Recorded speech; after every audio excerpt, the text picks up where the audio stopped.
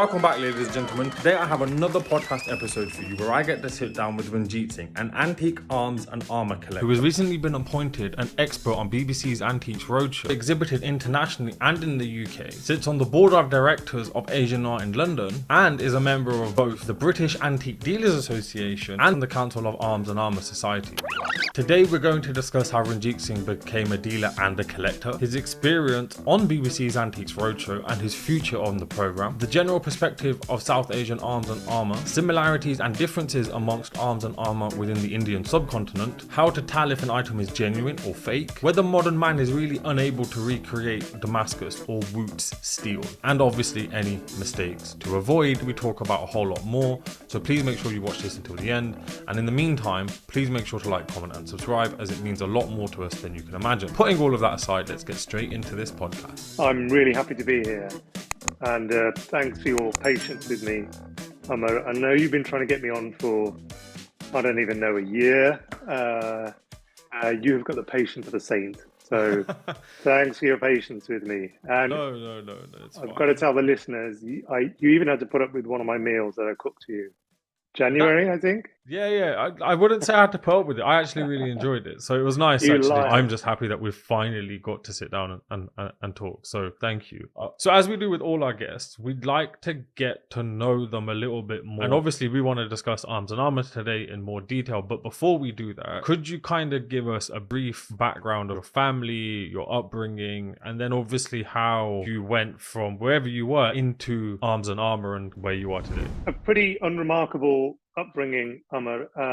I am the child of immigrants, obviously Punjabi immigrants to the UK.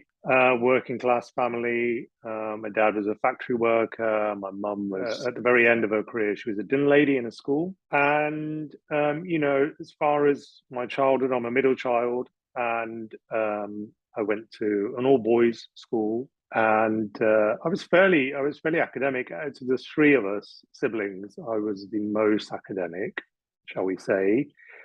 But being a middle child, I'm the one who did not go through a kind of a formal academic education. So I was kind of steered into having a typical kind of Indian family usual job, engineer. I was steered towards having a very usual, regular, stable career. And in fact, at school, I remember I was good at art and good at music and good at English literature and languages. And I was terrible at science and maths. And, I just about scraped through. So it kind of didn't make any sense for me to become an engineer, but I did. And then probably at the age of 24, when I kind of cut the apron strings, I ditched the engineer job and became a policeman. Not many people know that about me. I was a policeman for 8 years. I guess it was just that kind of testosterone. I needed to do something other than be in an office. And then once I got that out of the way, 2015, I became a full-time antiques dealer. I became full-time and art and antique dealer in 2015, but I've been collecting since,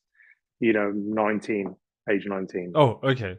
I just wanted to go back slightly to first your parents. Do you know much about when that took place, why they came over, and a little bit about that? Yeah, absolutely. It's interesting you asked. I mean, my parents were fairly conventional routes. It's actually my grandfather who first came over, kind of did a recce. He came over for a little while, checked it out, and went back again. And then his sons, my dad and his brothers, eventually came over in the mid-70s. So we're talking 75. So my grandfather came over, did a recce, I don't know, probably late 60s, early 70s, to the UK. But my grandfather's brother, his only brother, went to East Africa and ended up settling there. So one half of my dad's family were in East Africa and the other were here in the UK. And then, of course, with what happened in East Africa with Idi Amin, that side of the family also came over to the UK. And so we had two sections of the Baines family. I'm a Baines, from the Baines clan.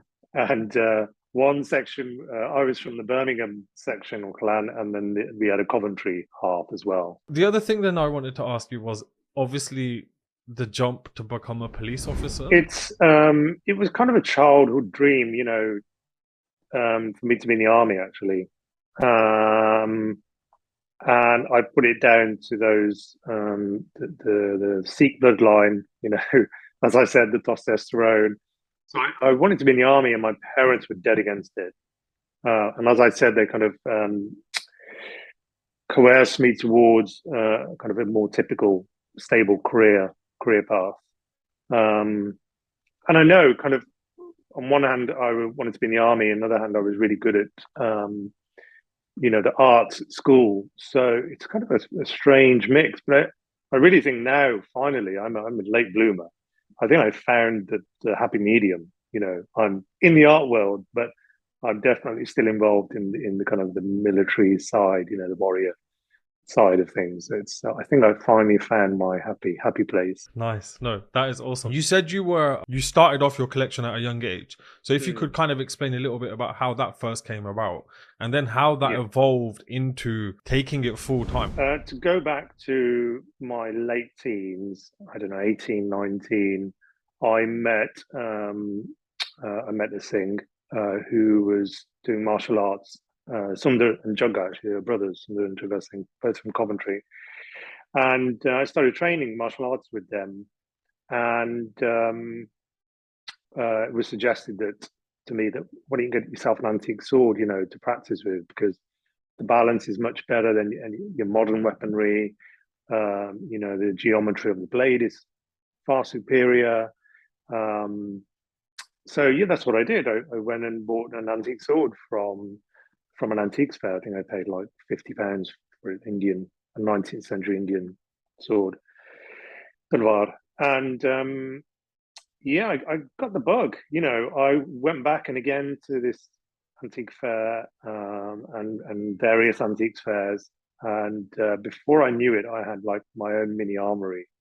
And I thought, okay, it's time to switch things up.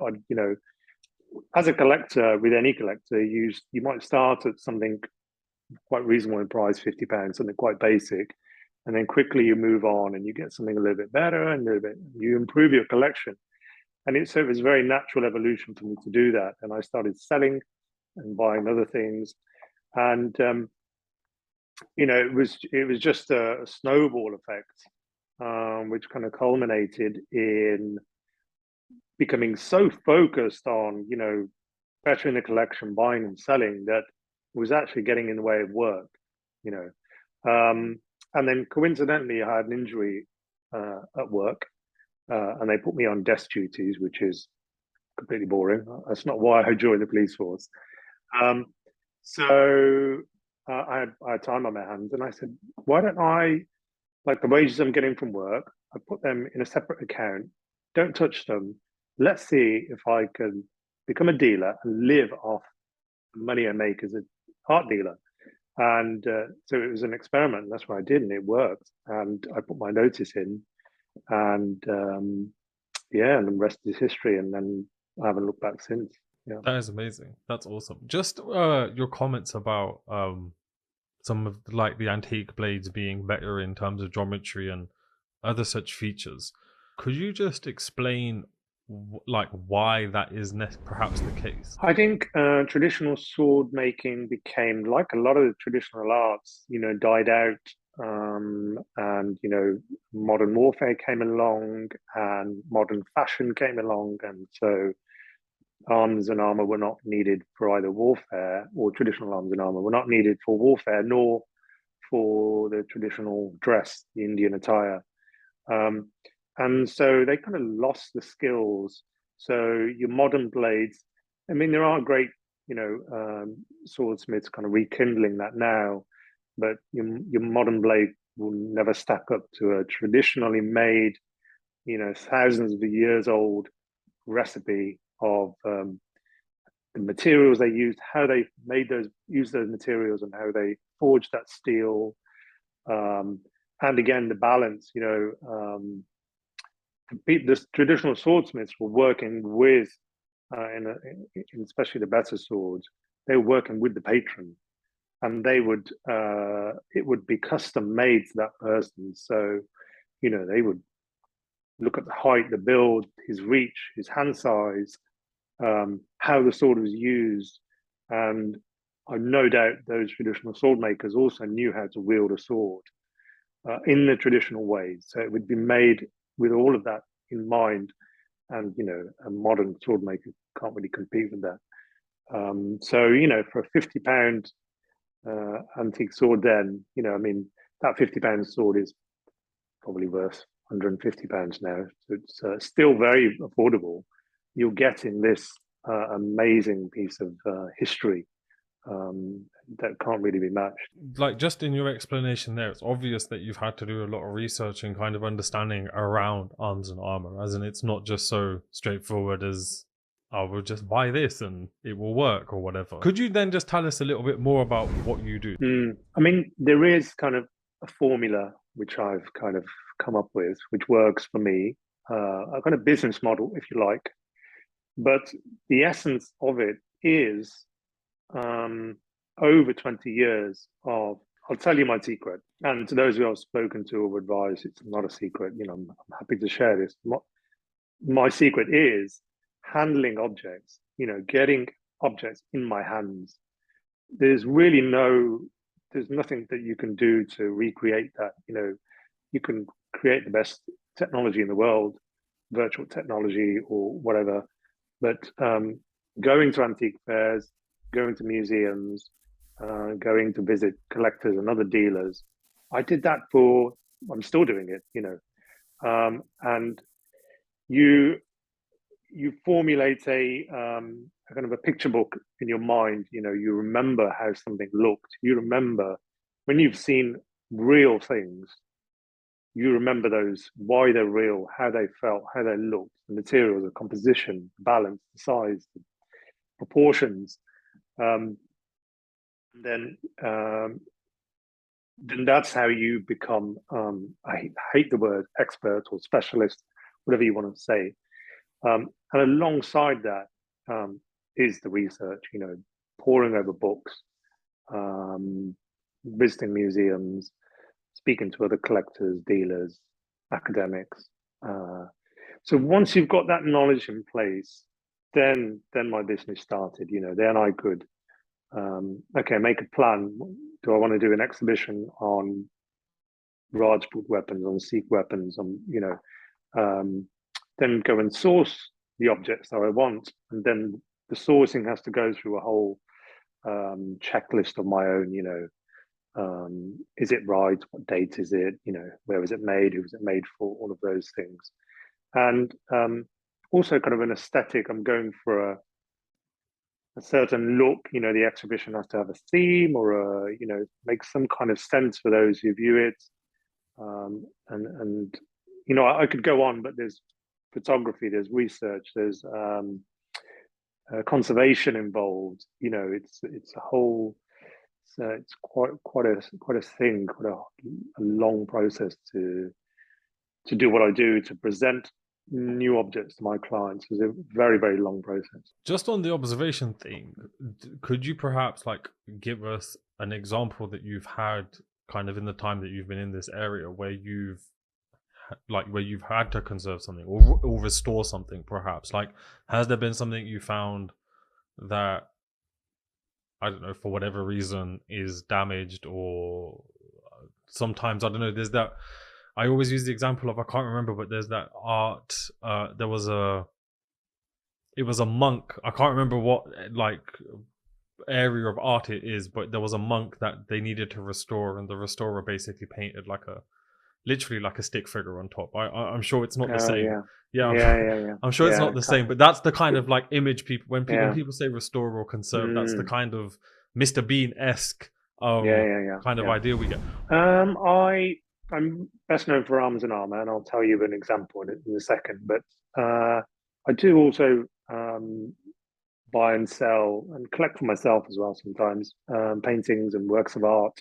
So I've definitely seen paper restorers and restorers who specialize in works on paper or canvas work magic. It's really amazing what they can do.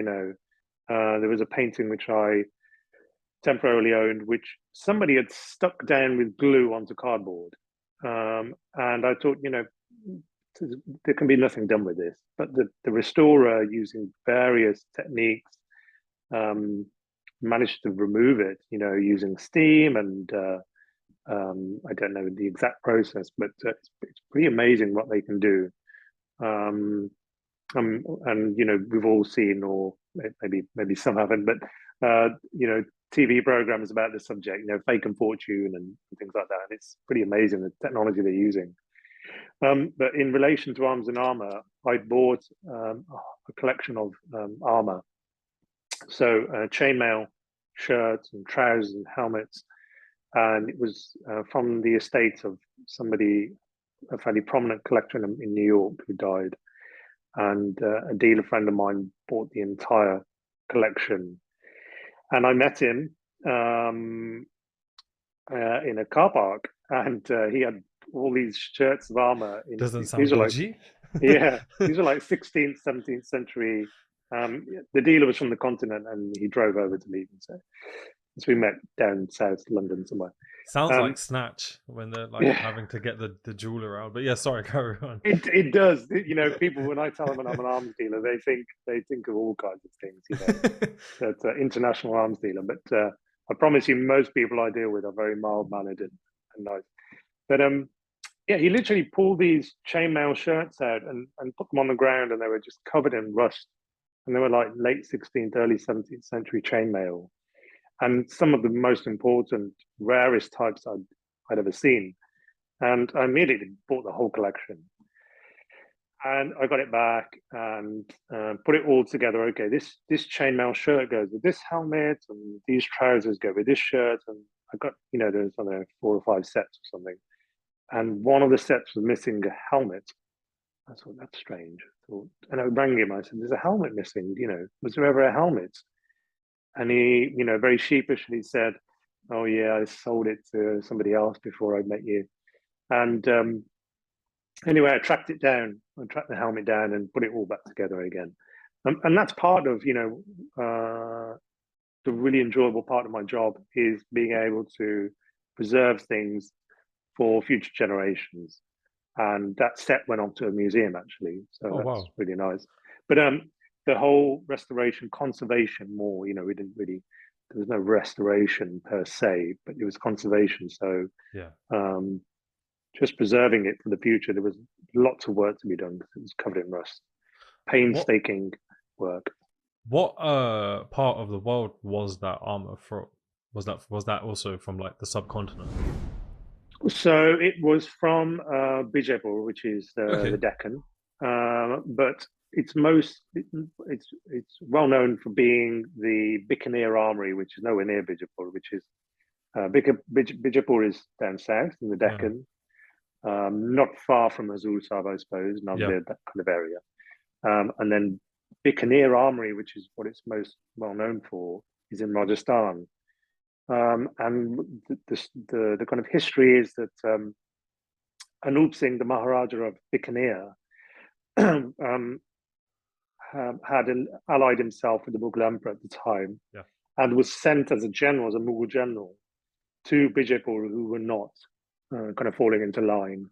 And there was the siege of Golconda, siege of Adoni, in the late 17th century, late 16th century.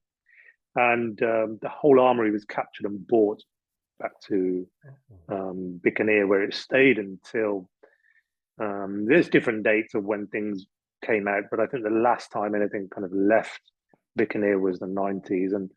And the old dealers in the trade, the old kind of English dealers, British dealers, all tell me the same story, that some Indian guy from India pulled up at a fair in London and walked around the fair saying, I've got, 500 chainmail suits in my van. Do you want to buy them? And they all thought he was mad. And they all said no. And the one or two that did believe him went on to buy the whole armory. And now those shirts are quite valuable. They're a really good investment. That's where they're from. And the trade is full of those funny stories. That kind of that more recent history of the object's quite interesting too. Is that also because a lot of these countries, correct me if I'm wrong, have brought, like, so for argument's sake, India in particular, like in this case anyway, brought in laws to kind of stop things leaving the country. Mm, So obviously there were I don't know, whatever the word is, opportunists, mm, people looking to make a quick buck who then were like, all right, we need to get stuff out. Like, is that, obviously that must come into play with stuff like this? yeah, yeah. I think, well, yeah, we should kind of reiterate that antiques cannot leave India Yeah. under Indian law, and the penalties are quite harsh. And that has been the case since 1974, but not really enforced until a little bit later. So there was a kind of a grace period. But anyway, when collectors have said to me in the past, I've been offered this from India, I would always, say, don't risk it. There's plenty here. British looted and not only looted, but bought back so much from India. Yeah. Why? I mean, and the other thing is to mention, Omar, is that lots of Indian dealers, I'm sure there's some good ones out there, do mess around with objects. Oh yeah. The Indians haven't got that same. I know you've talked about this with some of the other panelists. They haven't got that same understanding of conservation, restoration. They whitewash walls, and they Yeah. do the same thing with works of art, arms and armor. If they think the blade's a bit rusty, rather than carefully removing that rust, they will put it to the angle grinder because I think, oh, that light looks nice and shiny and looks better, but it's just not Mm, not what is done. So I would always say, don't put yourself through that and buy in the UK or in the yeah. West, shall we say, things that have been bought traditionally and looked after. Yeah. That's what my advice would be. Whilst we've been talking, I've heard you interchangeably use the term dealer and collector. And I think, to be Mm. fair, you're kind of somewhere in the middle because obviously you have your own collection, just like I think, well, your collection is far superior to a lot of other people's, but there are a lot of kind of like um at home collectors, whereas you've taken it to Mm. kind of a level or two above that. And obviously, then with the kind of professional side, you have to be a dealer in this because that is almost the business. That is your business, is buying and selling these beautiful pieces of arms and armor. But how Mm. would you how would you define yourself? Yeah, it's really it's not a straightforward thing to kind of categorize oneself. And first of all, nobody is an owner of an object. We're temporary custodians. Hopefully, the objects will, outlast me. So, regardless whether I'm going to hang on to them or sell them, I'm a temporary custodian, and that comes with responsibilities, which I've already touched on. Um, I am a dealer. I don't have another job which can finance my collecting, for example. I'm first and foremost, a dealer, and I have to be careful that I don't give myself competition or my clients competition. If I'm trying to sell something to my client, and the chainmail shirts, for example, the group of chainmail shirts, I did not take one out and say, right, I'm going to keep the best one and sell the rest, Yeah, which a lot of people people do. do. I want to offer to my clients the best I can possibly offer. And, if I can temporarily look after those objects, that gives me immense pleasure. But by placing them, as I said, one set is in a museum and I can turn up anytime I want. And if I make an appointment with the curator, I can get him to open the cabinet, the case, and, I can, get close to it. And it's almost nice to have the responsibility taken away, of the care of it. But no, I do collect. I do collect things as well. I like to surround myself with art and antiques, um, and I do collect a few things in relation to arms and armor, but more so, I really like tribal art. I like modern and contemporary art. I'm following closely some of the shining lights of our community, Sikh art. Just to add to that, I met you last time actually at Simran's art show in London, which was a nice coincidence. And again, one of the leading and shining lights of the modern Sikh art world. I like Simran very much, and I love what she's doing. And I think part of that is because she is of the generation that can fulfill perhaps what I was never able to do, is follow my true passion. And she's studying Indian miniature painting. Fantastic. I'm so happy.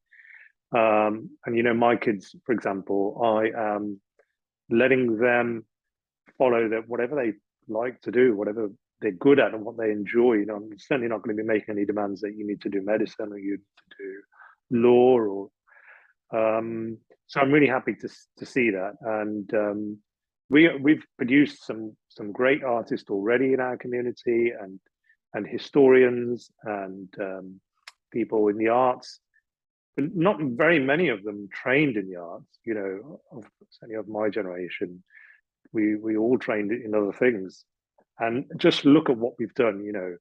I listened to Peter Bance's podcast with you, and he did a science subject, didn't he? I can't remember what it was, but and now he's this leading collector and expert on Deciphering. And just imagine what the next generation can do if we let them fulfill their desires. So it's quite exciting.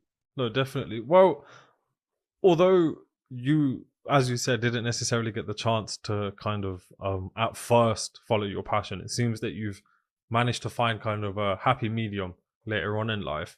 And that's also led you onto the BBC Antiques Roadshow.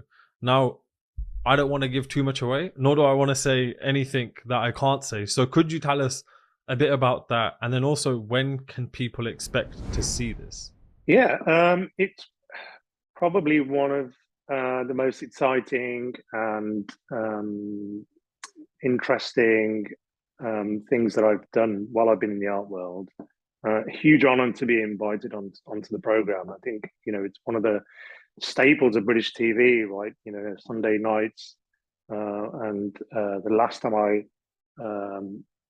I saw figures published, it was 5 to 6 million viewers on a Sunday night.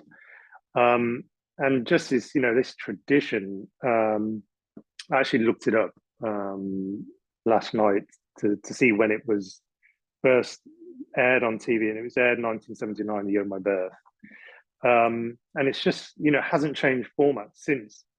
And it's just a really, really nice British institution, and to be involved in that, such an honor. And I've got to tell you, it was so much fun. Honestly, I've literally just come back from filming yesterday, and the other experts are great. They're just full of, they're just such characters. The BBC are not idiots. They choose, I don't know why they chose me, but the other experts are just honestly so much fun. And then the host, Fiona Bruce, is so lovely, so down to earth.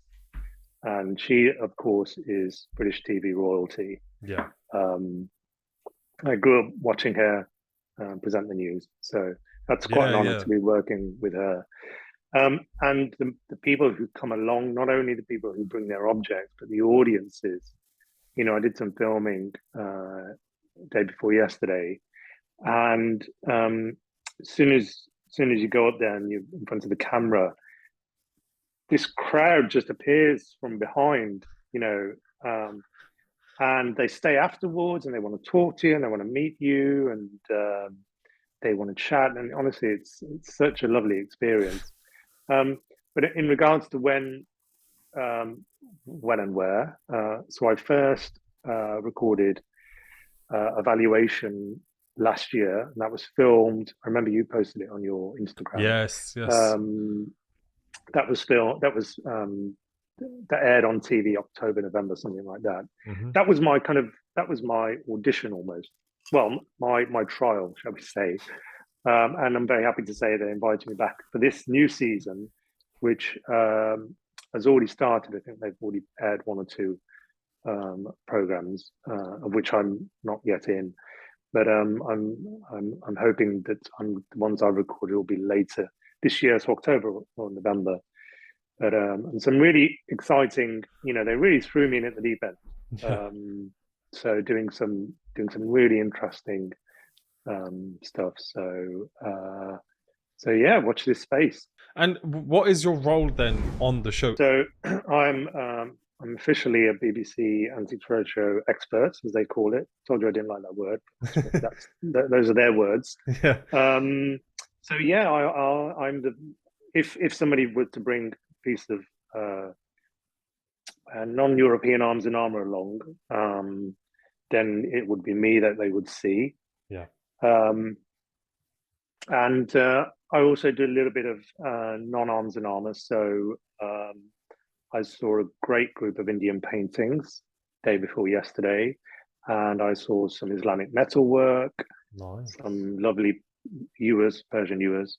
So yeah, a bit of a mix, but mostly arms and armor. There are there's a big team of us. So I did the paintings and the Islamic metalwork because one of the other Amin Jaffa, one of the other experts, was not there.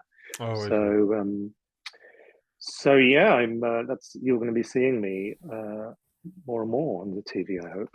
No, I look forward to that. Well, obviously staying with arms and armor, what is then the general perspective of arms and armor in Asia? Would it be better to say Indo-Persian when referring to arms and armor of the subcontinent? Yeah. Well, Asia is such a big geographical area. So if I may, let's stick with the subcontinent. Yeah, sure. For now.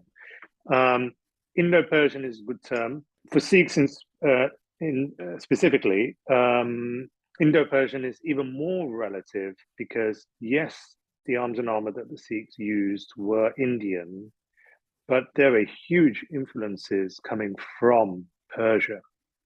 I mean, the Sikhs were at war with the Afghans for a long time, and chased the Afghans back into Afghanistan after they took was it Durrani, Ahmed Shah Durrani, captured Lahore, chased them back into Afghanistan. Of course, Persia and Afghanistan are right next to each other, so there's a huge crossover there anyway between Persian arms and Afghan arms.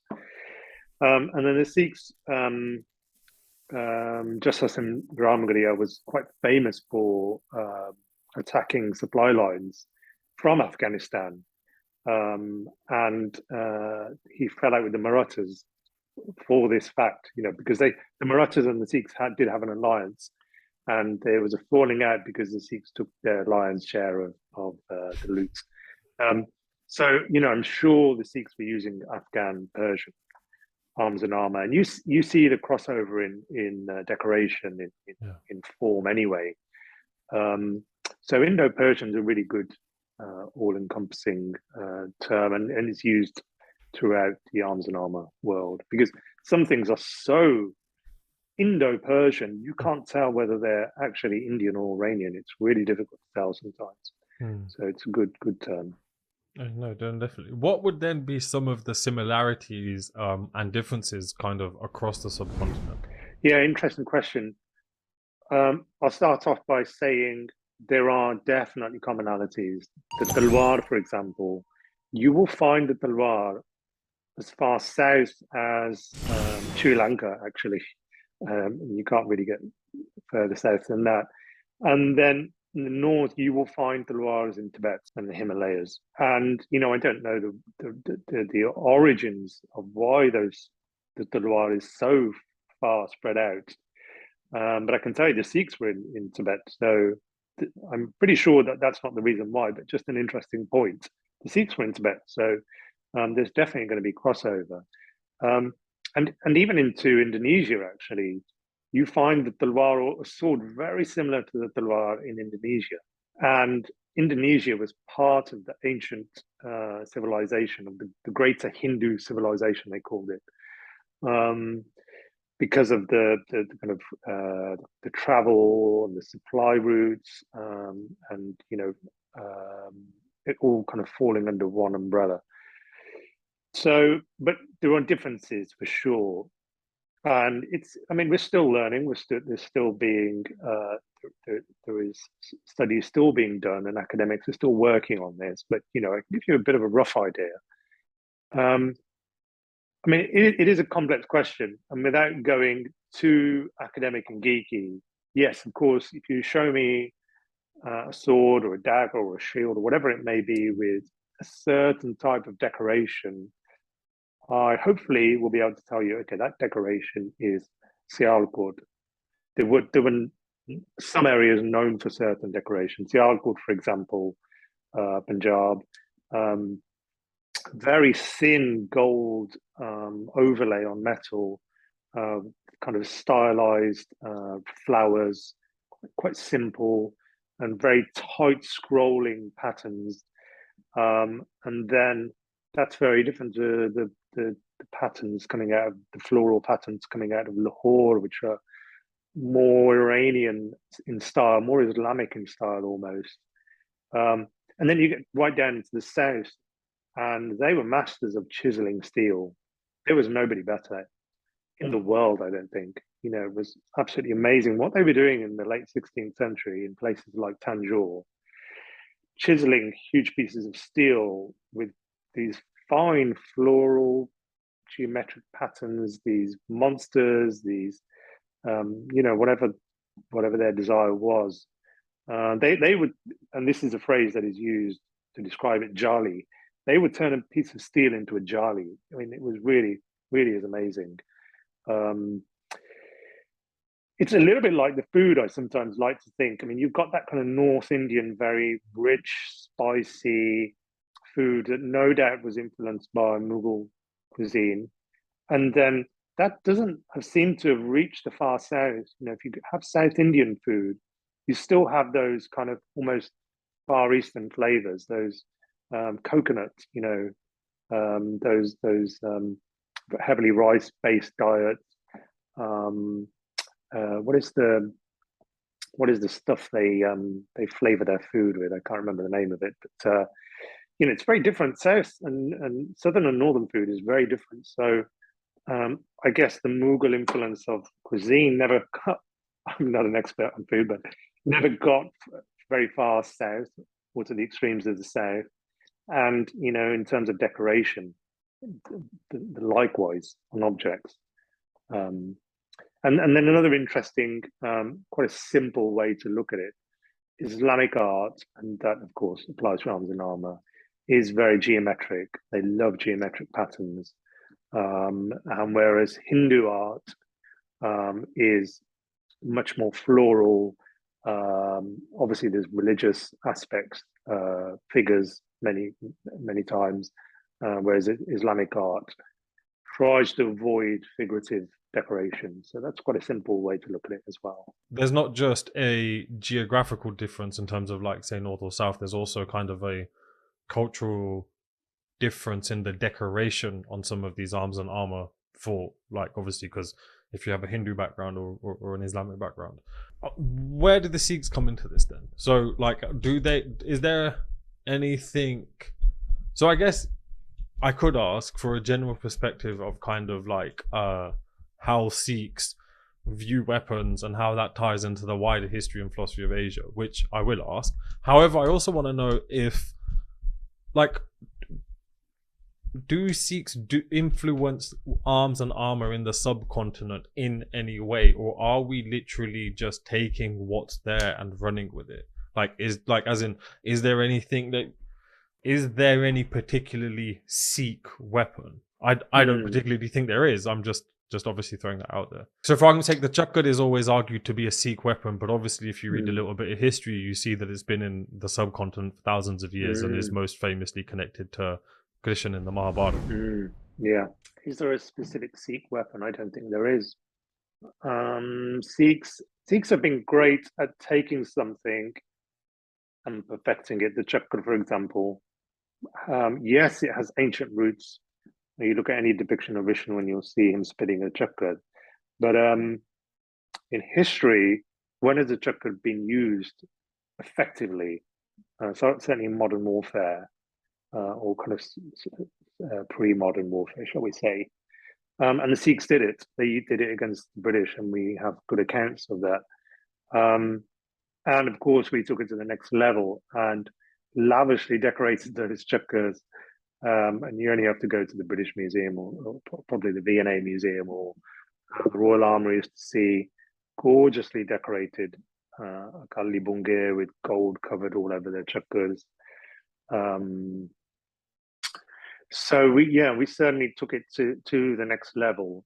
And you could say the same thing about the Kanda, the Kanda sword, favorite of the Sikhs. Obviously, it appears in the modern day Sikh emblem. The sword itself, the double-edged sword, traces its roots at least to the Gupta Empire. And it was actually a Rajput from the 11th century. What was his name again? Prithviraj Chauhan, an 11th century Rajput king who's credited for taking the simple double-edged straight Indian sword into making it into what is recognizable as Kanda today. That needs kind of more work, but that's, I've read that a few different sources.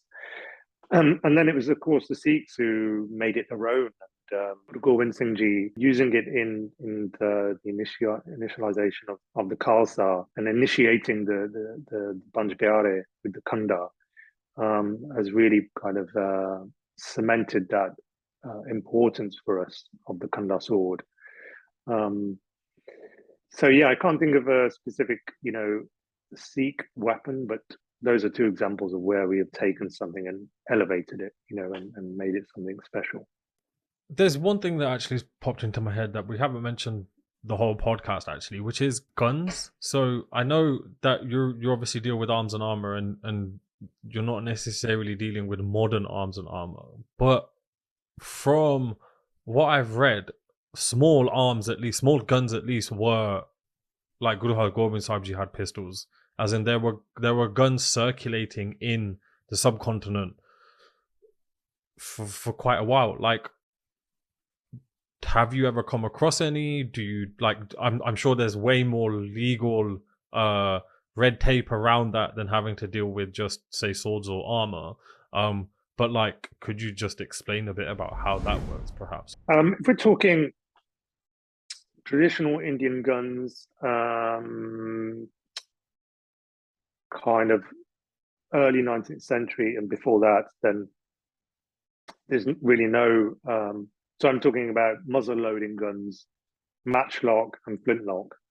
There's no legal stipulation in this country, at least, for the ownership, the sale, because to fire any of those is not easy. You need black powder, and so it's the powder that's licensed, not the gun itself. Really need some specialist knowledge to be able to use something like that. And of course, I'm talking about, a 6-foot matchlock rifle that would take a layman 5 minutes to load. So, you're not really going to walk into a bank with one of those. Yeah, I mean, I do deal with them. Probably the most interesting related object I dealt with recently was a rocket. It was an early 19th century Indian rocket, and as soon as I saw it was a tube covered in red silk with a sword blade attached to it, and I saw it in an antique fair, and another dealer was selling it, and another dealer I know walked up to it and picked it up. And I could see in his mind he was thinking about whether he was going to buy it or not. And I'm so happy he put it down and walked away. And I was there in a flash and picked it up. And I asked the price, and he told me the price, and we negotiated a little bit. And I said, yeah, I'll take it. And it was full of gunpowder, this rocket. And so I had to do some research into the legality of owning it and selling it. And that was not easy because gunpowder is dependent on weight, how much gunpowder you can have. And it was kind of, the gunpowder was within the tube, the rocket itself, and it was sealed. So without breaking the thing apart, it's difficult to say. But the reason it was so important was the rocket, not very much to do with the Sikhs, but Indian history anyway. Tipu Sultan, the ruler of Mysore, who died in 1799 fighting the British, made these rockets quite famous. He used them against the British. And the British saw this. And after the defeat of Tipu in 1799, the British took back some of these rockets and studied them and reverse engineered them and used the same rockets in the American War of Independence and some kind of skirmish and small battles in Europe they were used. And that led on to the technology that modern rocket is based upon. So it all started in India. And this was the first time I'd seen a rocket in the flesh. And it still remains, when it was with me, when I was a temporary custodian, it was the only one known in private hands. Now it's in a British museum, which I'm very happy about because it's the kind of thing that should be in a museum because it's such a specialist thing as well.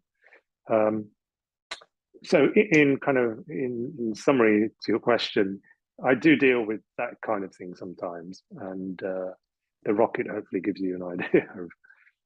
There's one question that I hadn't put on, like we hadn't put on the list, but I just feel like it's appropriate, especially considering how you've mentioned some of the things that you've owned have gone into museums, but also I just like the philosophy behind your language when you're saying that you're a temporary custodian of these objects. I just think that's so apt and just perfect.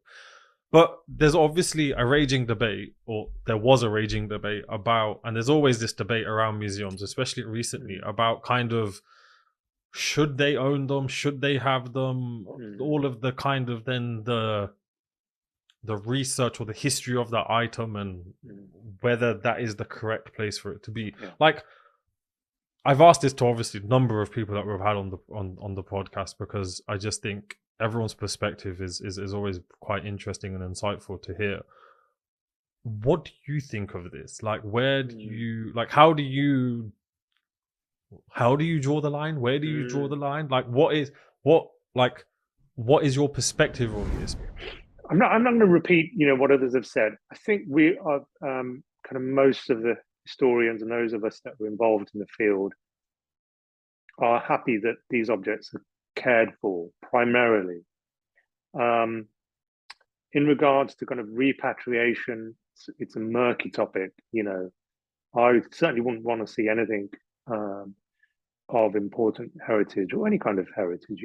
Everything's important in its own way. Go back to somewhere and for it to be abused, not looked after.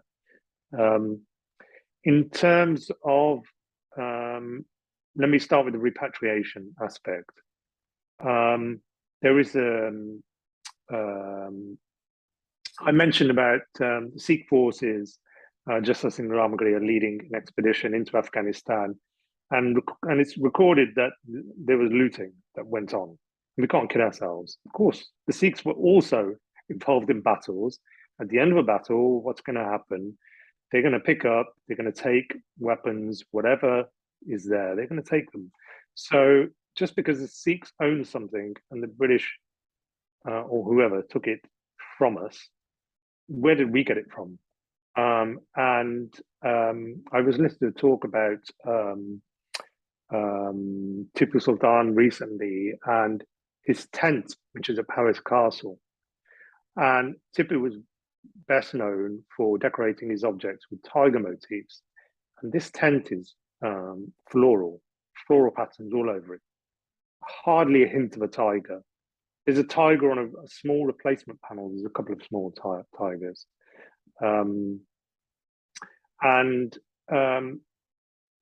It's recorded that Tipu, no, sorry, it's not recorded. The theory is that Tipu took it after a war with the Mughals.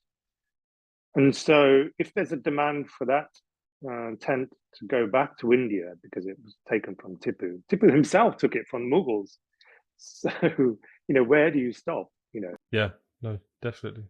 I like that response. So thank you for that. Just then going back to the antique arms and armor, You've mentioned a few times some of these antique fairs, and to be fair, they sound pretty awesome. Like, how did they? And actually, they sound also pretty funny. Like you spoke earlier about how in one of them, not that you were there, but you were saying you'd heard on kind of on the grapevine, some guy turns up with 500 of these chainmail armors, right? Like, what are they like?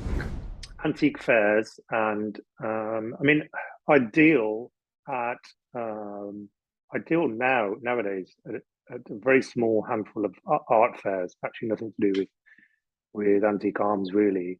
So I'm taking what I do and presenting it to the art market, and I'm hoping to kind of elevate, arms and armor has always been seen as kind of the poor relative in the kind of antique world, next to kind of pictures and next to other objects, antiquities, whatever.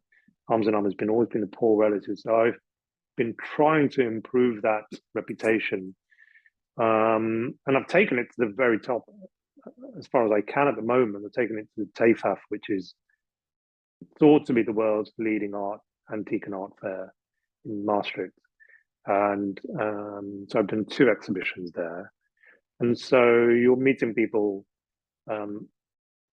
who have probably never seen this kind of thing before.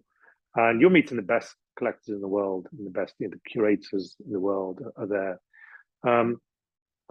But, kind of at grassroots level, the antique arms fairs in the UK, of which have been kind of curtailed because of COVID, I have no idea whether they're going to get back off the ground again.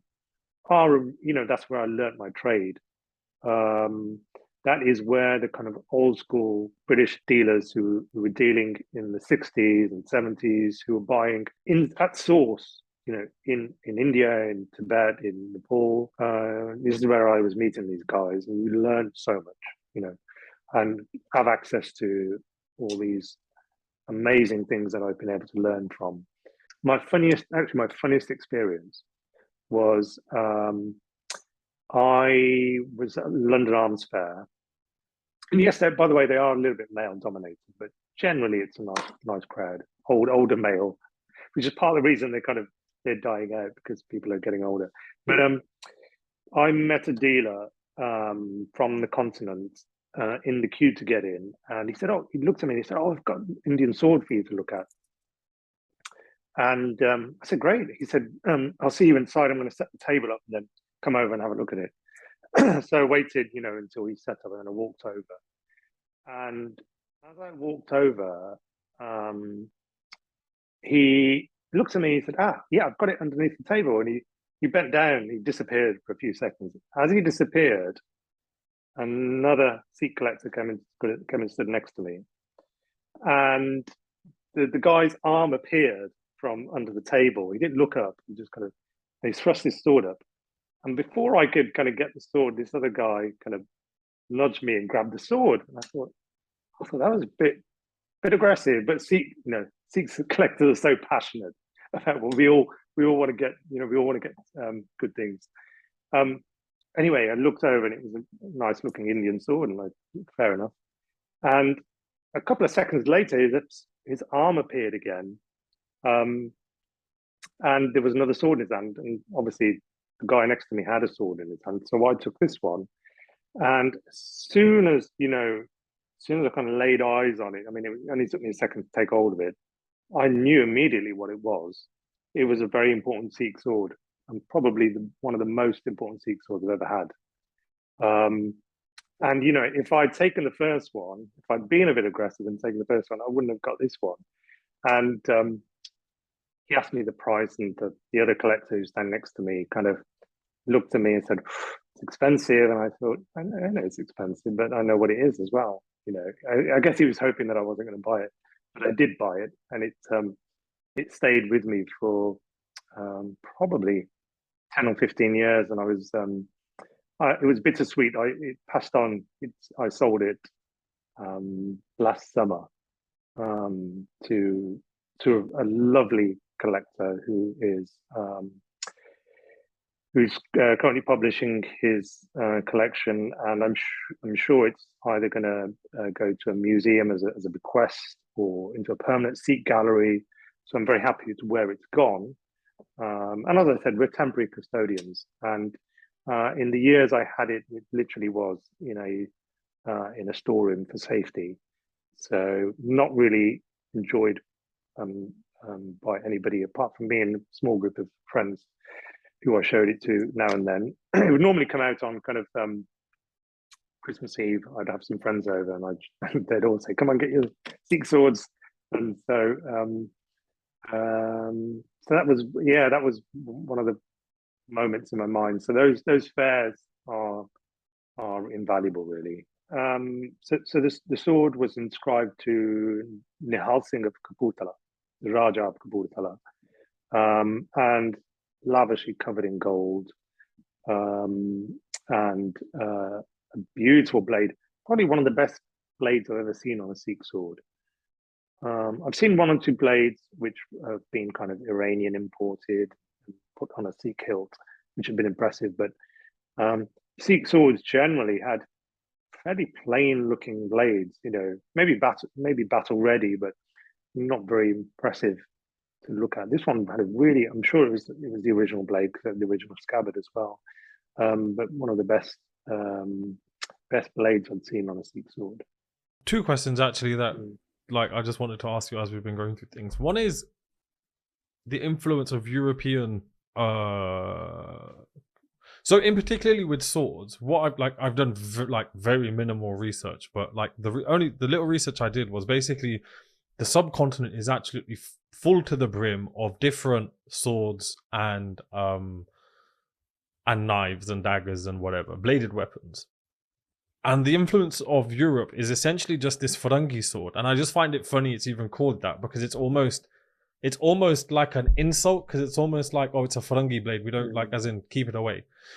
However, on the flip side, when you look at things like Runjeet Singh's rule, it's very much kind of made apparent that it was European discipline, especially in relation to the army, that helped kind of elevate things to a new level.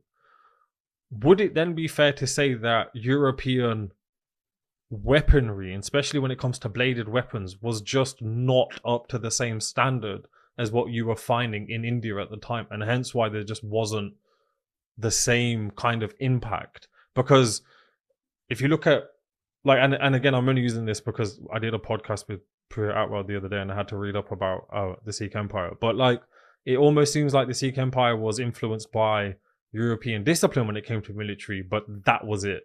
In regards to your Farangi comment, I wonder if the word Farangi has become kind of slightly derogatory later, because certainly there's in Gurbani, Farangi, the word Farangi appears in not a derogatory way.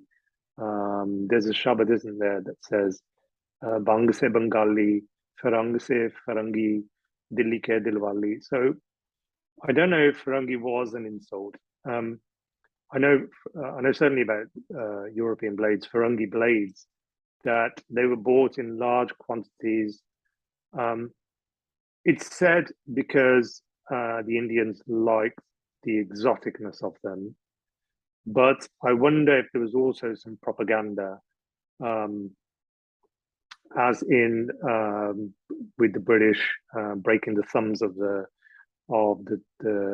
weavers in India and banning Indian textiles and making them buy English textiles. I wonder if there is some propaganda like, oh, your steel is crap, buy our superior Farangi blades. I see. Yeah. I mean, there's just a kind of a loose theory. No, the Indian blades were not inferior in any way. The Indians had developed crucible steel, wood Damascus steel, centuries before centuries before Europe were able to do so, and that, of course, is a superior steel. So yeah, it didn't make sense to kind of swap out a Woods blade, a Foulard Damascus blade.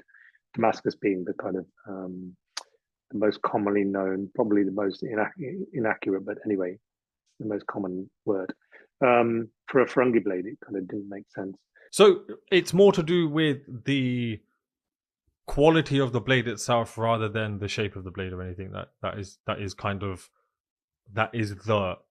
kind of the pinnacle or kind of the deciding factor.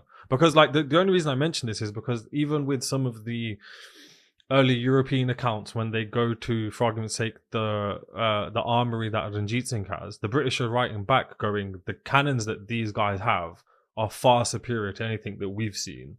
We need to take one of these and revert, just like you were saying about Tipu's rockets. They say the same thing, which is we need to take this back and reverse engineer it. And I just find it interesting that when it comes to certain aspects, so for argument's sake, military discipline, like Runjeet Singh's employing all of these Europeans to bring in this new form of discipline, European military discipline. But yet, when it comes to stuff like cannons, rockets, and weapons, it seems to be the flip side, where the Europeans seem to be wanting to figure out how the Indians are doing things. Yeah. So I'm assuming then it's a similar thing when it comes to bladed weapons and armor and stuff like that. Yeah, it's a tough question. They know that the Europeans never really adopted Indian weapon design, shall we say. Shapes, perhaps. I can think of a really good Indonesian example of when the Dutch were fighting in Indonesia in the jungles. Their straight blades and their bayonets were no good cutting through branches and trees and getting through the forests. So they took the Indonesian kluang sword, and so the Dutch in their army pattern swords have got Indonesian swords. No, definitely. This is a question I always like to ask collectors. But like, what is your favorite item? And it doesn't have to be something that you currently own, because I think from the way that you've been saying you're a temporary custodian, I'm assuming you've owned some really awesome things that have then kind of passed through your hands.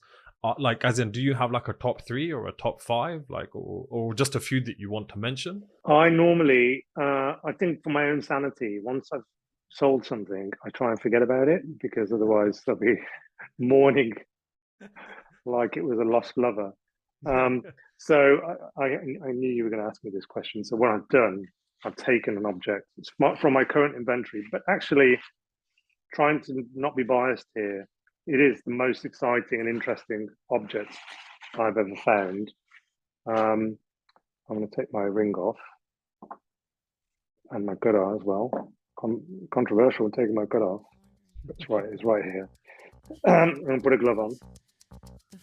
And my hand will reappear shortly. You're not about to just break out into a Michael Jackson. No? Yeah, I might have some white socks and black loafers on under the desk. Sequined socks, right? No. So here it is. Oh, wow. So this is a Bagh Nakh.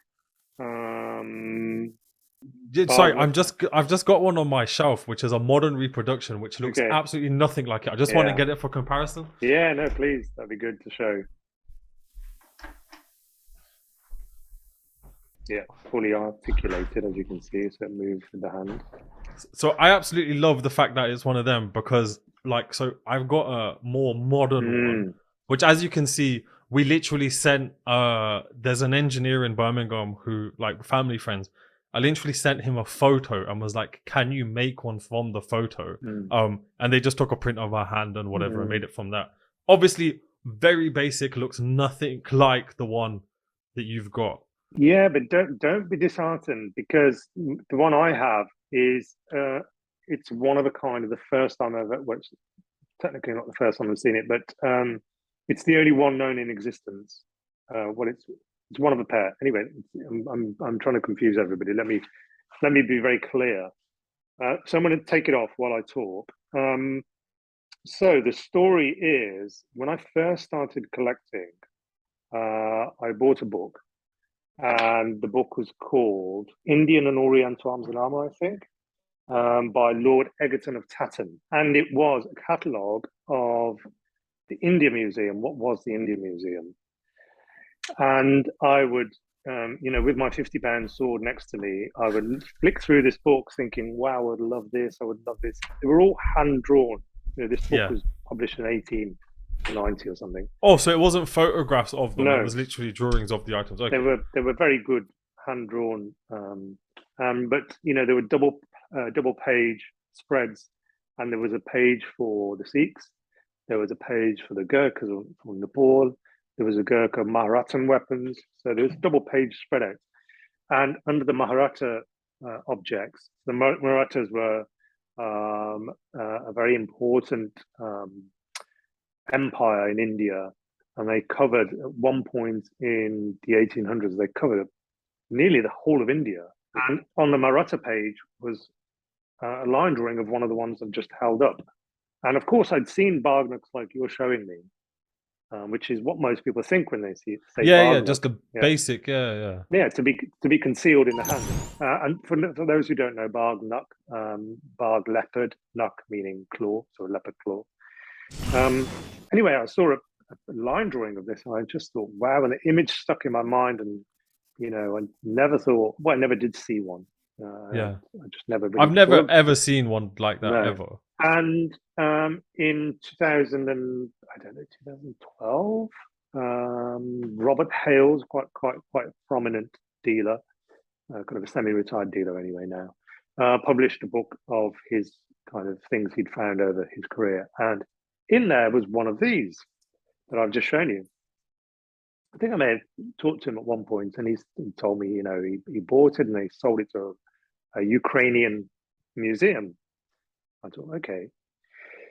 And as I said, it's an image that stuck in my mind always. And I thought, well, that was the one from the book. And then last year, I'm not going to go into the details for the sake of secrets and keeping business secrets, but last year I was offered this one from another dealer in Europe, and it was a lot of money, but I didn't negotiate too hard. I bought it, and I thought, well, it must be the same one as the one that was published in the Hales book and the one that was in the 1890s book. And I started to compare, and mine is the right hand, and the one in the Hales book is the left hand, and the one in the book from the 1890s was the right hand.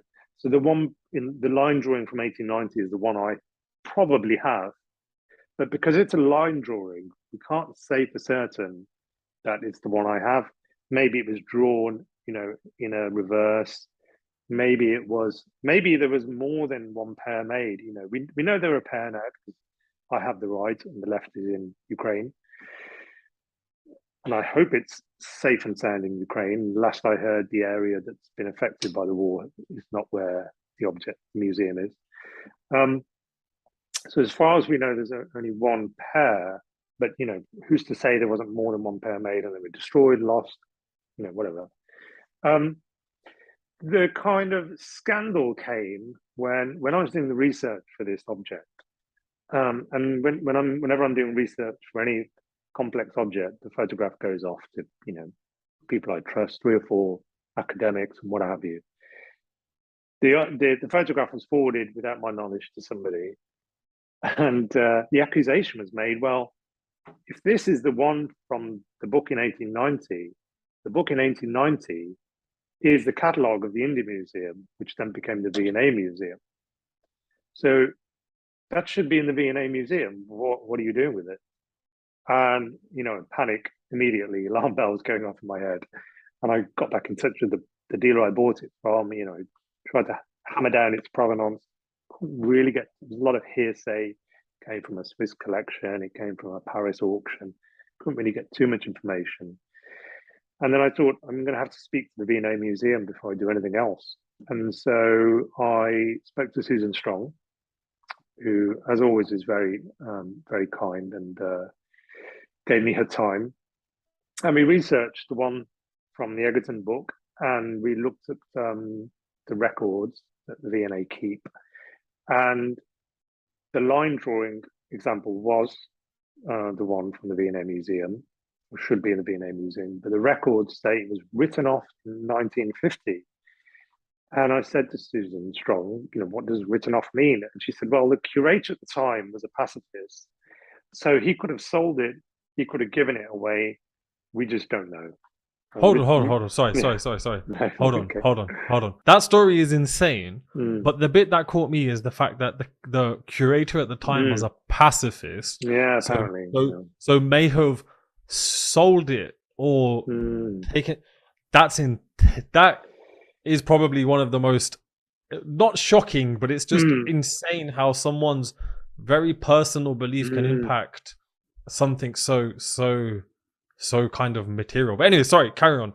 No, it's okay. Well, yeah, it is shocking, but at the same time, you must realize, and maybe people don't realize this, museums do sell objects. No, that bit I understand. As in, I'm aware of that. It's more so the fact of the reasoning behind it. As in, I mean, it's purely hearsay, of course. We don't know that. Reason because it's almost like saying, well, in that case, how about we tear down all of the British castles because they're built as a form of defense? As in, I just find the logic very interesting. But yeah, sorry. I'm sure. I'm sure with any field, curatorial work has come a long way since then. I'm sure that would like to think that wouldn't happen now, but so it was, and the comment was, well, even if we thought that the one you have was ours, and maybe there was a line that it had been stolen or something, we can't say that yours is ours because we only have a line drawing. They don't have a photograph. And so we can't say for sure that it's the one on the same object. So in conclusion, it's with me, and I'm very happy. I was getting ready to get lawyered up. This is like Game of Thrones sometimes. And I had to deal with the leak, by the way. But yeah, I was getting ready to get lawyered up against the V&A because, my question would have been, okay, I didn't steal it, and the person I bought it from didn't steal it. Maybe it was stolen in the 1950s, but where did the V&A get it from? And I did ask that question, and they don't have the records. But if you're asking me to prove where I got it from, or where the person that got it from, I got it from, where did he get it from? Where did you get it from? Is the question. Well, so let's put the onus on you instead of putting the onus on me. But I'm very happy to say it all worked out. Yeah. No, nice. So, what is the history of this piece then? The most famous story of a Bagh Nakh being used was a man called Shivaji. And for those who study Indian history and maybe military history, they'll know who he was. He was the first king of the Maratha Empire. And Shivaji, being a very clever military leader and a great man who's revered in India by the Maratha community, did his research on Afzal Khan, of course, and found that Afzal Khan had agreed to do a parley with another king, and instead attacked and imprisoned him during the parley. So Shivaji went into that parley with body armor under his clothes, because the agreement of the parley was that no weapons will be taken in. And in his hand, one account I've heard, under his glove was wearing a Bagh Nakh. And in this parley, he killed Afzal Khan. It's said that Afzal Khan attacked him, and he killed him with using the Bagh Nakh and a bichua.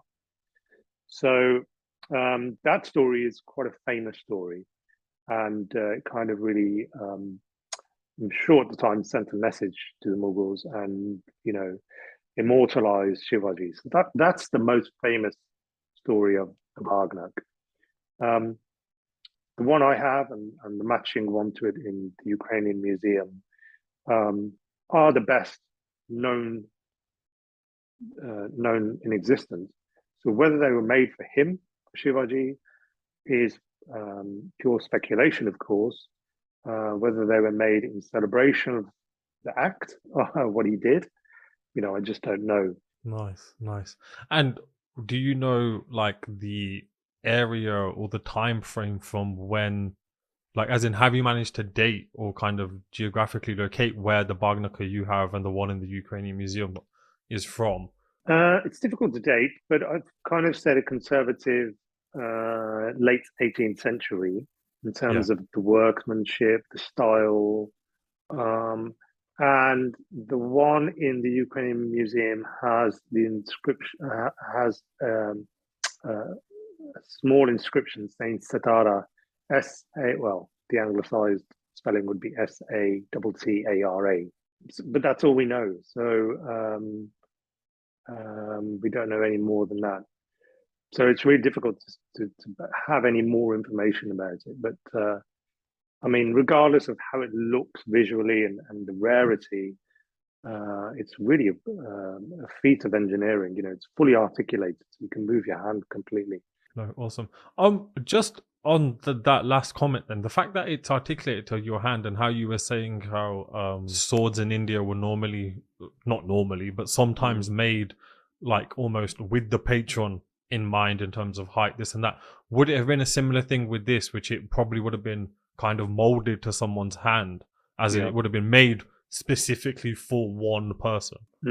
Yeah, I would have thought so, without a Yeah, doubt. yeah. Yeah. I mean, it's such an important thing. I don't think you would make Lots of them.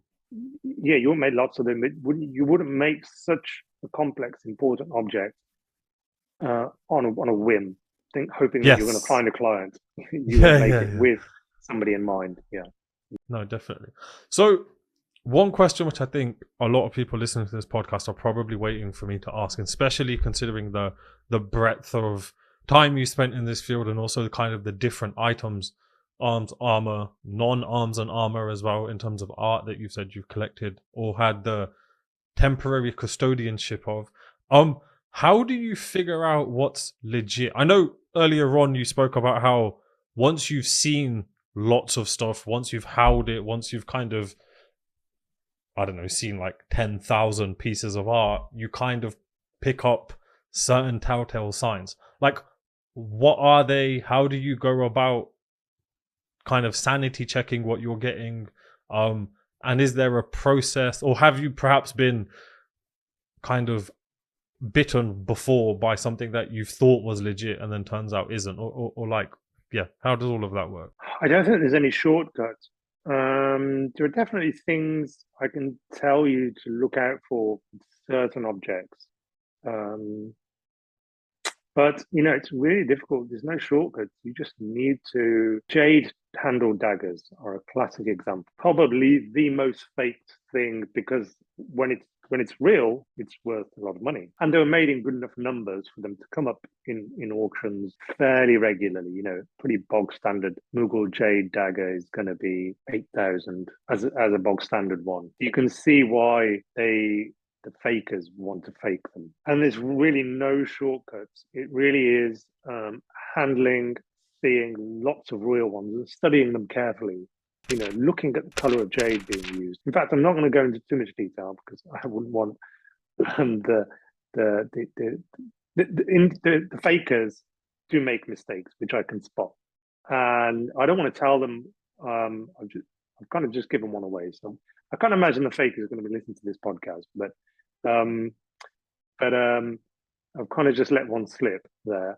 But there are several telltale signs that give it away. There's no shortcuts. If somebody's listened to this and they want me to come up with a few phrases or bits of knowledge, then even if I was to do that, without showing you seeing it, it's very difficult. I talked about the color of jade. How do I describe that on a podcast? It's almost impossible. In saying that, I think I'm happy to share that information with somebody who's looking to buy something. I would definitely share that information with them. And I mean, the other thing is, the advantage I have is that I've been doing it for 20 years, and this is all I do now. Whereas collectors don't always, and this is why collectors use dealers. they don't have the advantage of having, 8 hours a day to dedicate to researching, to trawling through books and libraries and museums and auctions. So that's the service I offer, and other dealers offer. That yes, there is a monetary investment. I buy something, I need to get my money back and hopefully a small profit. But also, there's the service I'm providing. I'm doing all that legwork for you. I made mistakes so my clients don't have to make that mistake. That's one thing my clients can take away. That answer has brought me on brilliantly to the next question, which is for collectors or those who are listening to this who have just started out or are interested in starting out, what would you say is the best place to start? What are some of the mistakes to avoid? Do you have any advice per se in kind of entering this field? I said one already, don't buy in India. And then secondly, find an advisor, a dealer, preferably a dealer. Auction houses can be good. The right auction house can be good, but they're not infallible. They're not. I've seen a lot of mistakes on some of the biggest auction houses you can name. So yeah, you're right there. And the non arms and armor auction houses are don't have arms and armor specialists. The arms and armor auctions, of course, they are specialists, but are they specialists of Indian? If you're collecting Indian arms and armor, are they specialists of Indian arms and armor? Probably not. I can't think of any. So find a dealer. Or a very, very experienced collector who has the contacts. That would be my advice. And don't be put off or intimidated by, I think maybe I'm a little bit intimidated to newcomers. I've people say to me, you're too expensive or whatever. Yes, I deal at the top end of the market, but that doesn't mean to say I'm not willing to help, guide and advise. In fact, I would love to bring somebody along, a new collector, even a new dealer, somebody who wants experience, somebody who's genuinely interested. I'd be happy to advise them.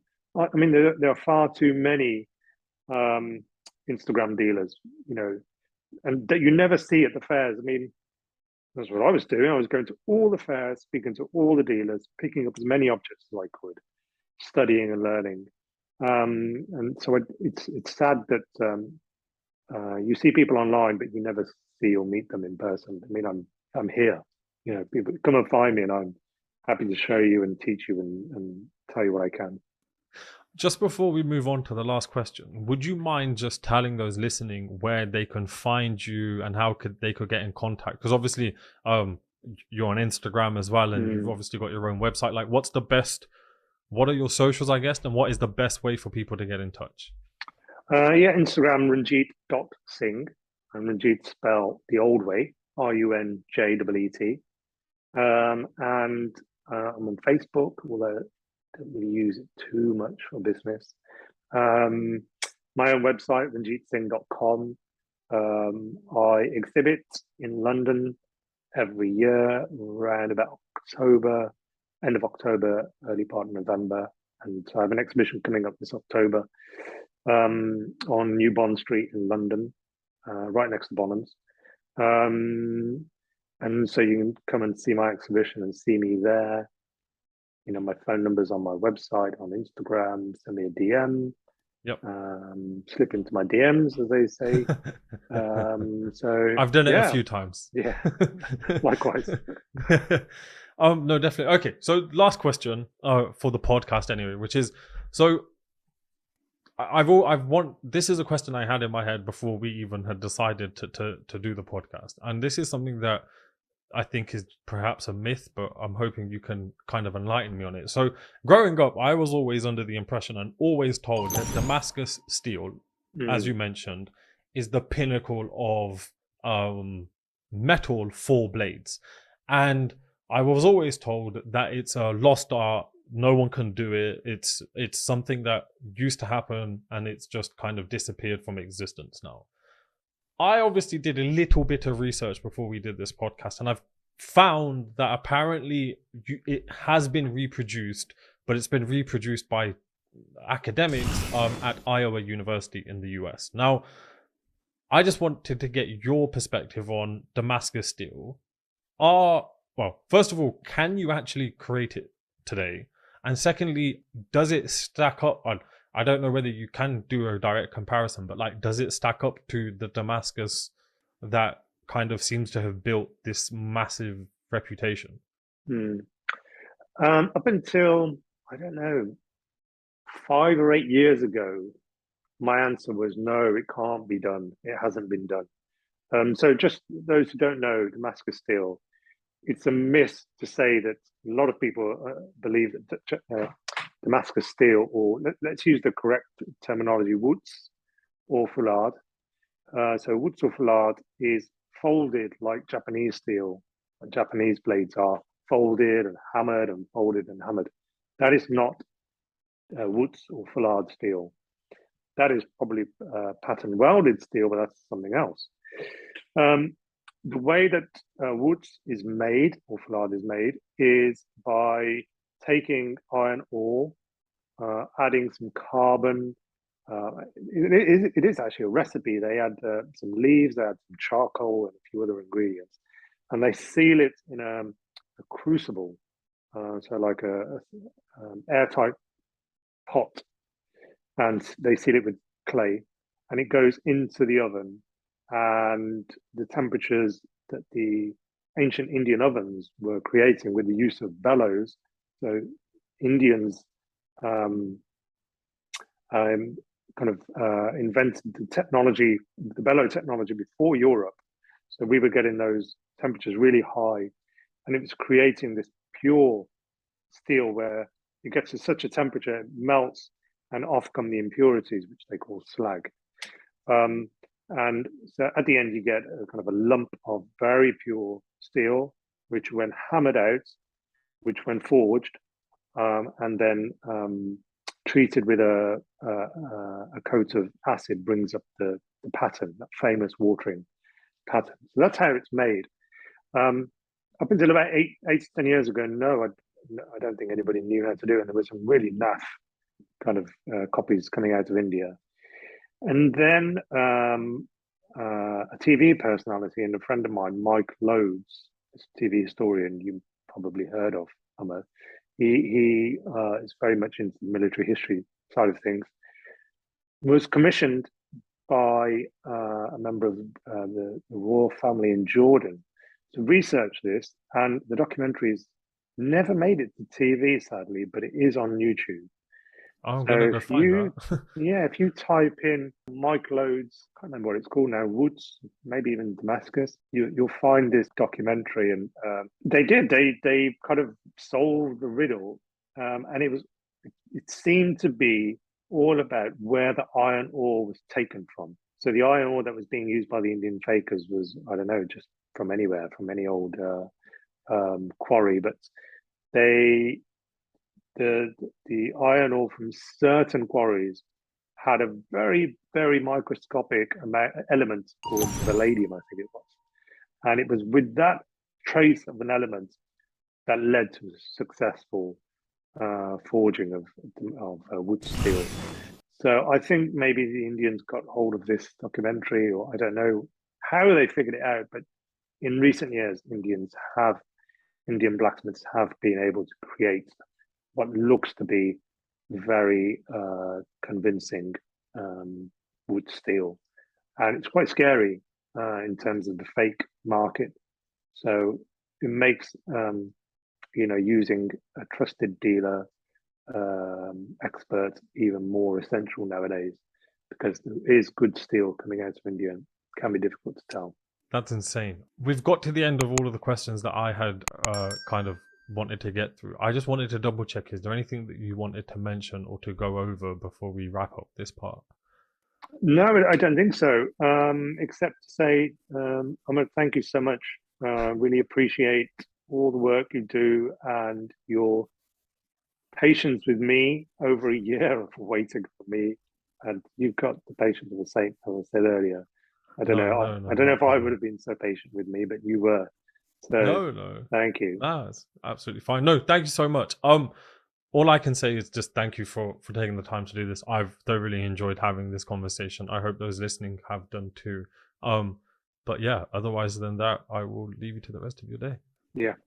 Thanks so much. Take care. Thank you. Take care, man. Okay.